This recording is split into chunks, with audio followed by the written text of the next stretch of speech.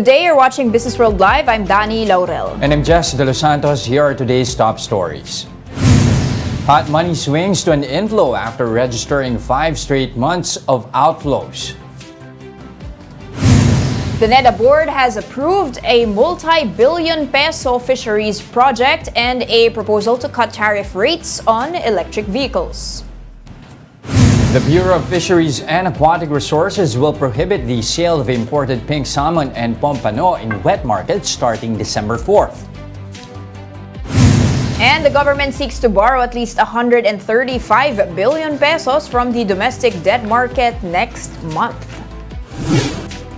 Let's begin our broadcast with hot money swinging to an inflow in the month of October, that is after 5 straight months of outflows. Data from the Bangko Sentral showed that more short-term foreign capital entered than left the Philippines last month. Transactions on foreign portfolio investments registered with the Bangko Sentral through authorized agent banks posted a net inflow of $83 million in October. That was a turnaround from the outflow of more than $367 million in September. Now, these investments are described as hot money due to the ease by which they enter or leave a country. Now, 73% of the investments went to the PSE-led listed securities, while 27% went to investments in peso government securities and other securities. Malacanang is set to issue an executive order to reduce tariffs on electric vehicles. Socioeconomic Planning Secretary Arsenio Balisacan made the announcement following the first meeting of the NEDA board, which is chaired by President Bongbong Marcos. According to Balisacan, the EO will bring down the most favored nation or MFN tariffs on all e-vehicles for the next 5 years to 0% with the exception of hybrid EVs. That's from the current 5% tariff imposed.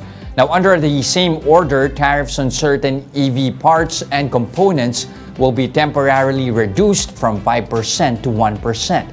Balisacan said the government will review the tariff modification after a year to see how it impacted the development of the local EV industry.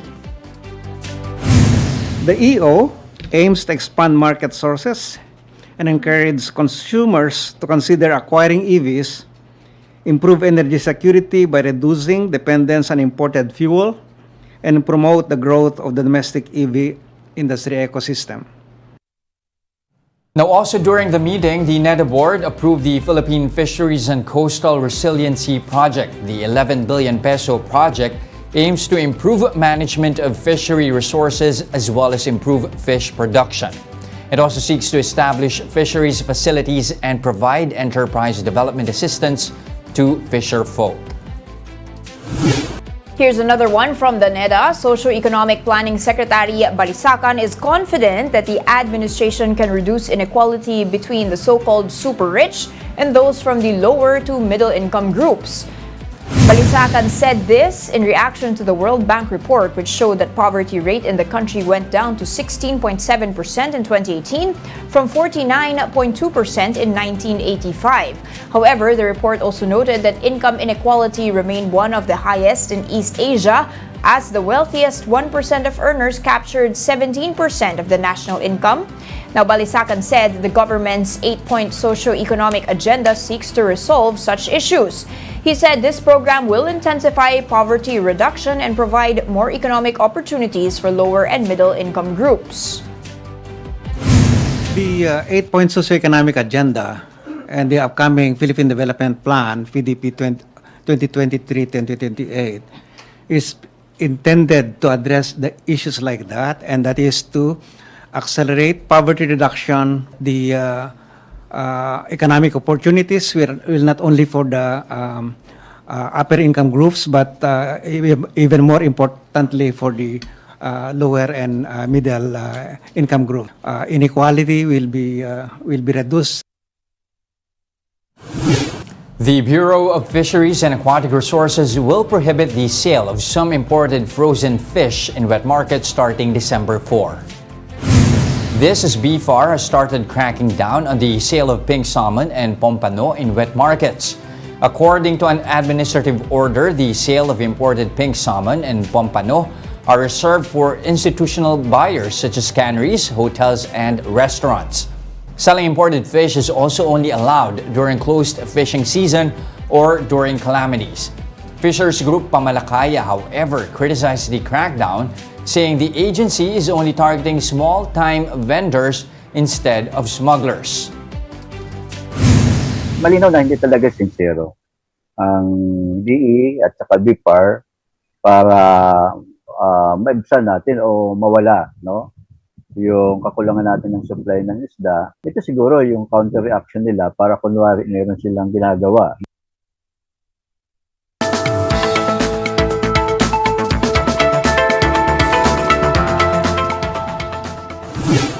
Alright, we're exactly a month away from Christmas, Dan. Now, have you done your Christmas shopping yet?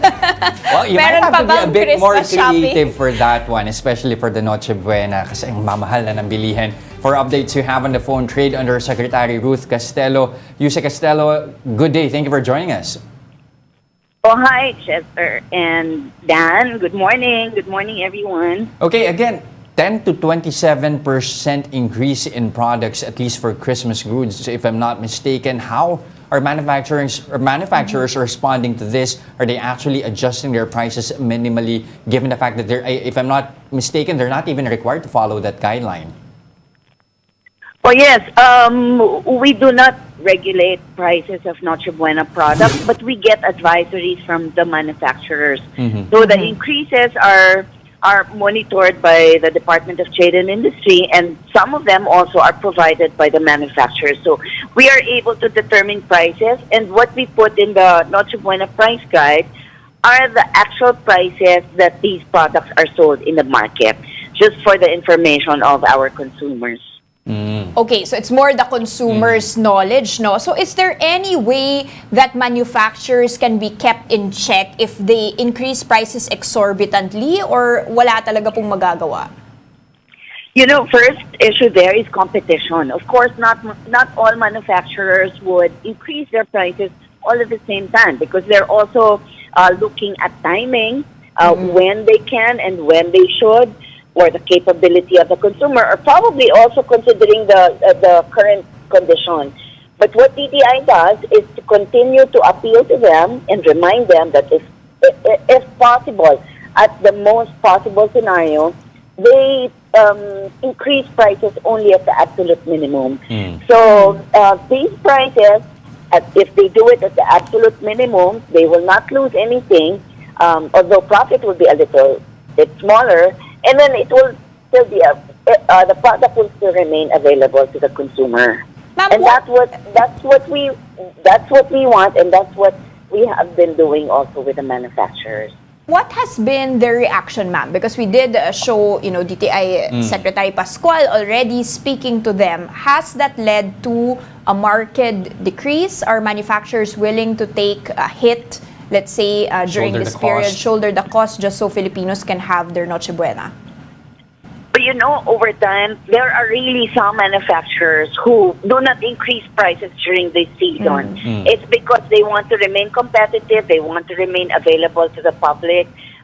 They just want to keep their reputation there and probably just make profit on some other products that they have, because there are lower variants, there are premium variants, there are mid-range. So manufacturers can get their profit from other products aside from these Noche Buena products that are commonly purchased by our consumers.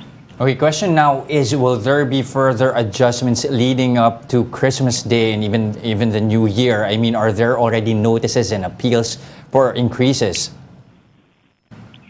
For Noche Buena products, I don't think so, because it's already almost less than a month or almost a month before Noche Buena. So the prices that are probably until November 30, until the end of this month, adjustments may still be made. After that, it's going to be downwards na. Towards Christmas, some products will even lower their prices towards Christmas. So baka better pang mamili approaching Christmas. Well, we do not encourage that din naman, because you're going to be panic buying, di ba? Baka Because mag-sale na in a siya hurry, on Christmas Day. Yes, you're under pressure to complete your purchases. Hindi rin naman yun. Okay, That pero will for not be good ma'am, as well. for basic goods and commodities, the ones that at least are monitored regularly by the DTI, will there be increases apart from the Noche Buena items?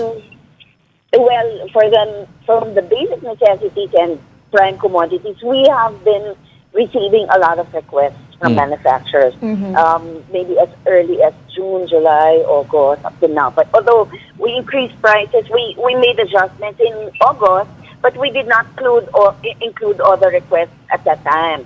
So some are still carried over for this period, although there is no specific date yet when we're going to make the publication. Effectivity of price increases are made after publication of the bulletin by the DTI. Ma'am, we've seen commodity prices go down, no? So oil, fertilizer, and you've got the pronouncements of President BBM on assisting the agriculture sector. How come we're not seeing the prices in the supermarkets have an immediate impact or at least have a decrease? Reflect that. How long pa is this going to go up? Yes, Dan, that is very difficult to determine. Because if prices are down, prices of fuel are down only for a few days, it will not make any impact on production of the manufactured product. It will not. Unless the prices remain low for maybe a month, that's the only time that it can be considered. But if it's a few days, there is no impact. Are we still dealing with threats of hoarding, profiteering, and cartels here, Ruth Castelo? And how rampant is this, especially during the holiday season, and which products are most susceptible? Profiteering is institutionalized in the Price Act, and so DTI has been really monitoring and enforcing against this. What happens is there are certain considerations to make the offense profiteering. Price tag violation is also profiteering. Underweight product is also profiteering. So we'll look at all these. And retailers also know that DTI is there, so we file charges against them when we catch them. Even supermarkets that will have, example, the stamp weight of a product, vegetables, for example, the stamp weight would be there, and then you weigh it, if the consumer weighs it on the scale right there, and then it's much lower, that's already considered profiteering if it is continued to be sold. But we also ask consumers to be more alert or to be more aware of what's happening and what they're buying in the supermarket. So, well, just to answer your question, I'm sorry, I think it is too long. I went so many places there. It's okay. Go ahead. We file charges against profiteering and we penalize business establishments who commit that. Ma'am, is there an issue on the supply in terms of there's not enough supply of Noche Buena items, or is it just the prices are increasing because of all of these, prices of goods, importation, the peso, all of these things? Or meron bang talagang lack of supply din? We have the supply. Actually, the prices that you mentioned the products here in 2022, the increases also, price increases in products apply to the products that are produced this year. But there are still also that manufacturers will even decrease their prices because there are products that have been manufactured in the previous years that are still good, that are still within the expiration stock, and that were not affected by price increases here. So decided to lower prices. We did not make any increase on Now, lastly, Ruth Castelo, before we let you go, advice to our viewers, consumers, how to be creative for Noche Buena. I mean, let's say, for example, 1,000 pesos. How are you going to budget that? I like that to be creative. Be creative and we,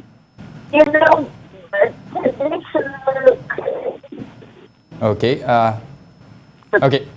We seem to be having some technical issues here trying to reach again Ruth Castelo. Sayang, We're trying to get Sayang, advice pa naman on how to spend Wala, our budget for the mahirap holiday ata season. eh. Pero we'll try to get her answer on that at least in some future time.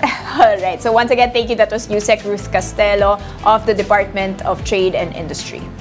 Now let's pause for a quick break, but coming right up after that.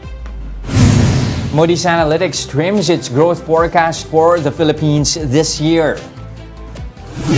More of that and other stories when Businessworld Live returns. Stay with us.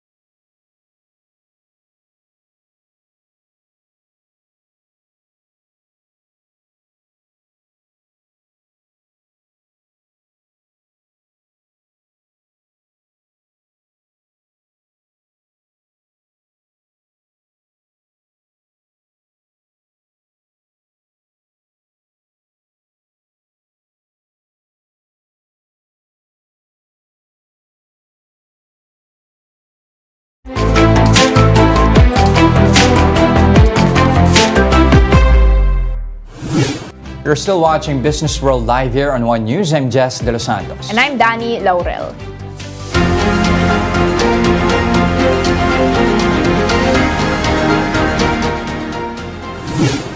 The government plans on borrowing 135 billion pesos from the domestic market in December. That's according to the Treasury Bureau.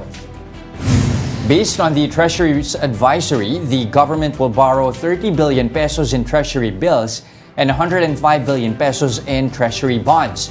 The December borrowing plan is 37.21% lower compared to the 215 billion peso program in November. For November so far, government raised only a little over 119 billion pesos.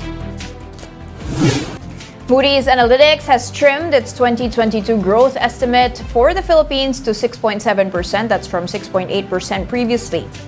The revised projection comes despite the economy's stronger than expected performance in the third quarter. Moody's explains that the country will continue to feel the lagging effect of post-pandemic reopening as it had the longest continuous lockdowns in the region. Still, Moody's retained its forecast of 6.4% growth in 2023 as it expects pent-up demand by companies and households for goods and services to support the growth next year.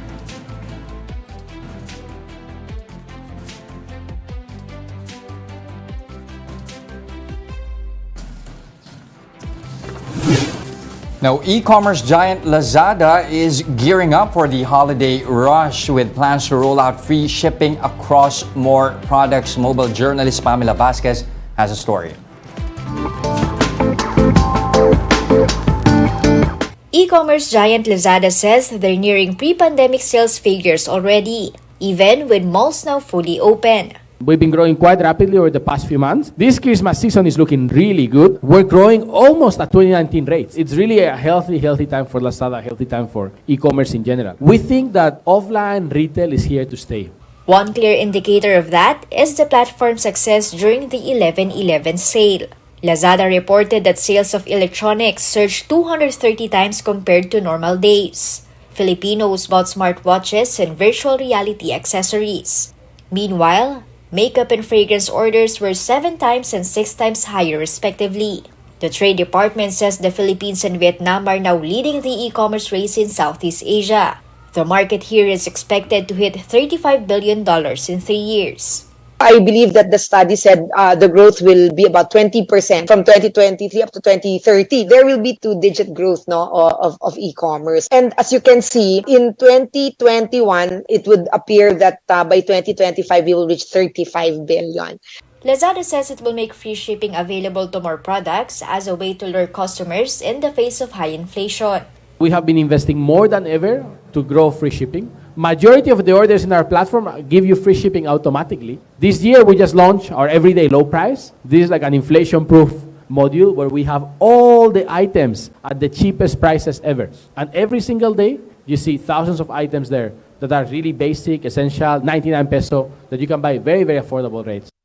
When he was asked about the backlash against Shopee for choosing Tony Gonzaga as their ambassador and whether or not that translated to more sales for Lazada, Barrera stayed diplomatic. We are a company for every Filipino. We tend to be careful with being associated with any sites, right? But we also like people that care and that are passionate about topics. So we study on a case-by-case basis, right? We don't necessarily like to judge what people do, but we need to also be professional and remain agnostic with some things. Mobile journalist Pamela Vasquez, We Are One News. Still on e-commerce, Carousel Philippines expects millennials and those belonging to the Gen Z demographic to lead property sales on its online platform in the next 3 years.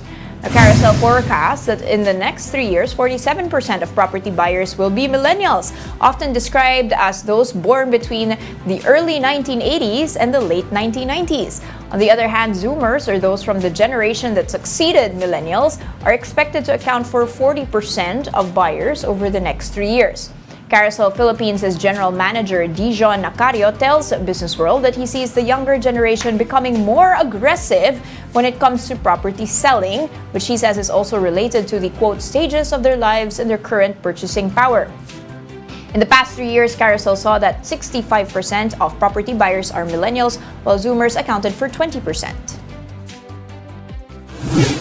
Pasok pa tayo doon. Millennial ako. Pasok tayo doon.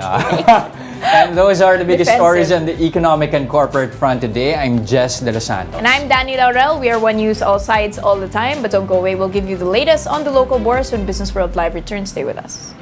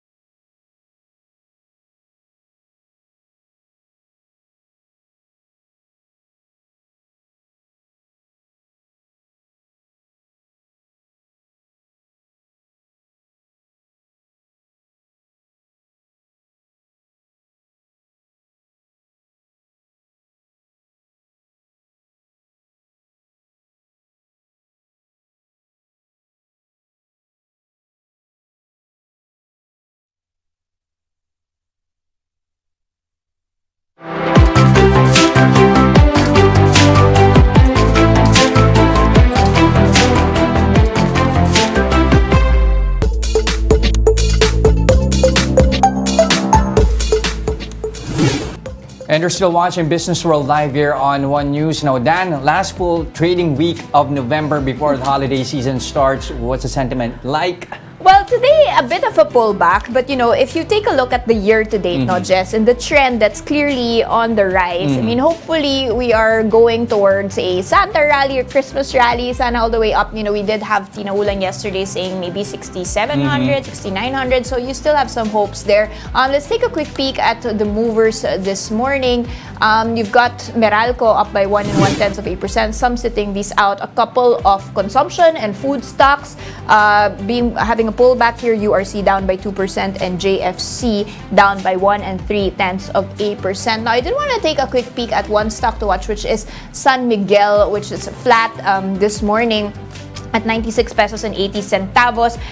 This as they've secured an SEC permit to sell 60 billion pesos worth of bonds, Jess. They are, of course, you know, highly leveraged company, and they did say that they will be using those proceeds to pay outstanding debt, redeem shares, and finance other debt that they do need to pay. This as the global power arm has appealed the rate hike denial from the ERC. Now, recall that they were asking an increase in hikes, a rate hike for the prices that Meralco will pay for them for the energy because of the fact that all of these prices of coal, of oil, electricity going up. But the ERC said you need to honor the contracts that you have with Meralco, but now they are actually appealing that decision, Jess. All right. Now, apart from San Miguel, we also have to look at the Villar stocks. A couple of news trends coming in. Tell us more. Exactly. So one of which is all home. I mean, just taking a look at the maximum chart here, they did an IPO in December of 2019 at 11 pesos and 50 centavos. It's gone down quite significantly, just at 1 peso and 72 centavos. This even after it had actually gone up by more than 6.5% yesterday. But the decline has also been due to the third quarter net income, saying that the sales were down by 47%. Meanwhile, as that is happening, they are bullish still on going on the markets for a REIT.